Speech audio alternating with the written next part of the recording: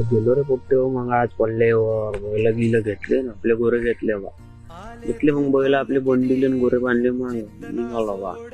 ते गेले गोरे घेऊन मी आलो मग मागून टोईलवर घेऊन गेलो मी मग काय चकडं घेऊन ये म्हणजे आणलं चकडं वर घुसलू मग काय दांडीत गेल्यावर माहित पडलं गोटेला गोटे गेलो ना मग आज बैल घेऊन मग काय एकटाच होतो मी आज होता शंभू बाकी सब गेले पुढं मग काय आम्ही दोघच जण गेलो गती धावत पडत